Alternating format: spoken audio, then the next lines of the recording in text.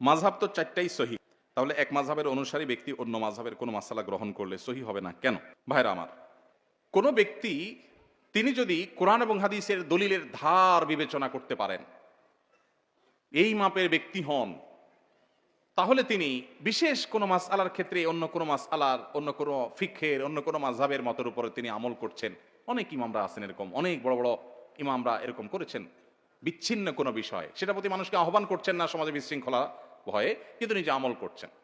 কিন্তু সাধারণ মানুষ যদি এভাবে বেছে বেছে আমল করার রাস্তা গ্রহণ করে নেয়, তখন সে একটা পর্যায়ে প্রবৃত্তির পূজারী হয়ে যাবে, নফসের তাড়নায় সে সুবিধা অনুযায়ী চলবে।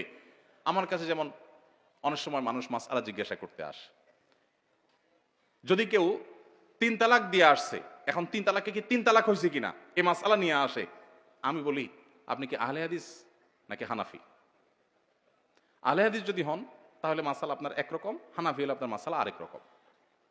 যেহেতু 3 তালাক একসাথে দিলে 3 তালাক হবে, এটা জমহুর ইমামদের মত, হানাফি, শাফি, মালিকি, হাম্বলি, প্রায় সব ইমামদের মত।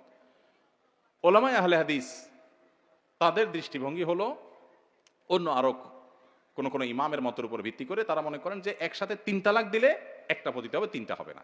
এখন আপনি মাসালা জিজ্ঞাসা করতে গেছেন, ধরেন একজন এই মাসালা জিজ্ঞাসা করতেছেন আহলে হাদিস হুজুরের কাছে, আপনি মানুষ হলেন হানাফি, কারণ আপনি জানেন যে আহলে হাদিস হুজুর 1 তালাকের ফতোয়া দিবে, তাহলে আপনি আবার ঘর করতে পারবেন। এই চান্স নেওয়ার জন্য আপনি গেলেন, এটা হয় কি হয় না? ঠিক এর বিপরীতটাও হয়। আহলে হাদিস ফ্যামিলির ছেলে মেয়ে হাতে হাত ধরে পাল্লায় বিয়ে করছে, মেয়ের বাবার পারমিশন নাই, খোঁজ খবর নাই, চুরি করে বিয়ে করছে। এবার মাসালা জিজ্ঞেস করতে আসছে হানাফি হুজুরের কাছে, হুজুর বিয়ে হয়েছে কিনা, কারণ হানাফি মাযহাব অনুযায়ী বিয়ে হয়ে যায়। কিন্তু উলামায়ে আহলে হাদিস এর মত হলো বিয়ে হবে না। তো এইভাবে মানুষ সুবিধা অনুযায়ী মাসআলা নেওয়া শুরু করলে তখন কোরআন হাদিসের অনুসরণ হবে না, নফসের পূজা হবে। এই নফসের পূজা করলে তখন নাজাত মিলবে না, জাহান্নামে যেতে হবে। সুবিধা অনুযায়ী যদি কেউ মাসআলা এরকম বাছাই বাছাই করে আমল করে, এই রাস্তাটা খোলার বিরাট আশঙ্কা আছে, সেজন্যই মূলত উলামায়ে কেরাম নিষেধ করেন। এরপরে প্রশ্ন হলো, আমার বোন গত 5 বছর হলো মারা গেছেন, এখন তার কবর গর্ত হয়ে গেছে। আমার বাবা ও ভাই তারা দায়িত্ব নিয়ে কবর ঠিক করছেন না, আমরা বোনেরা গিয়ে কি সেই কবর ঠিক করতে পারবো? প্রথম কথা হলো, এই দায়িত্ব বাবার এবং ভাইদের, মেয়েদের না। তারা যদি অবহেলা করে তাহলে আপনারা বোনরা যারা এটা নিয়ে কনসার্ন, আপনারা আগ্রহী হয়ে উদ্যোগী হয়ে লোক ঠিক করবেন যারা কবর সুন্দর করে এটাকে, যে গর্ত হয়ে গেছে ওটা পূরণ করে দিবে। মানুষকে আল্লাহ তাআলা মর্যাদা দিয়েছেন, আল্লাহ বলেছেন ওয়ালাকাদ কাররামনা বানি আদম, আমি আদম সন্তানকে মর্যাদা দিয়েছি। এই জন্য মানুষ জীবিত অবস্থায় সম্মান করতে হয়, মারা গেলেও মানুষের লাশকে সম্মান করতে হয়। এই জন্যই তো মানুষের লাশ কাটাছিড়া করা জায়েজ নাই। ভাইরা আমার, আমাদের মেডিকেল কলেজের স্টুডেন্ট ভাইরা মানব দেহের কঙ্কাল নিয়ে তাদের অনেক গবেষণা করতে হয়, স্টাডি করতে হয়।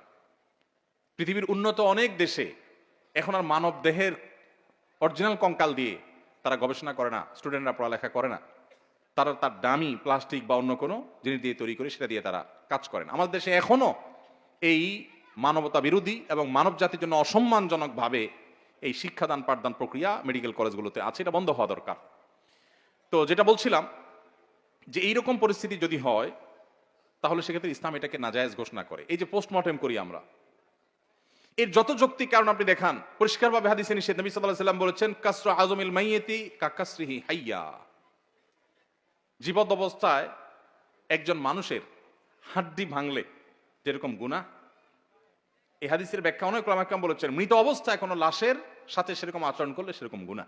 তো এই জন্য এটাকেও শরীয়ত জায়েজ বলে না। যাই হোক, তো এখন এই যে কবর গর্ত হয়ে গেছে, ভেঙে যাচ্ছে, তাহলে মানব দেহ অসম্মানজনক ভাবে কুকুরের মুখে যেতে পারে, অন্য প্রাণীর পেটে যেতে পারে, সেজন্য ওইটাকে সম্মানজনক ভাবে আবার পুনরায় মাটি টাটি দিয়ে সুন্দর করে দাফন করা, এটা পুরো এলাকাবাসীদের উপর ফরজে কিফায়া।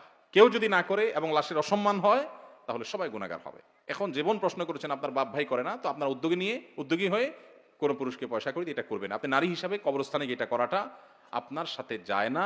শরিয়াত দৃষ্টিকোণ থেকেও এটা আপনি নিজে না করে অন্য কাউকে দিয়ে করাবেন, সেটা আপনার কর্তব্য।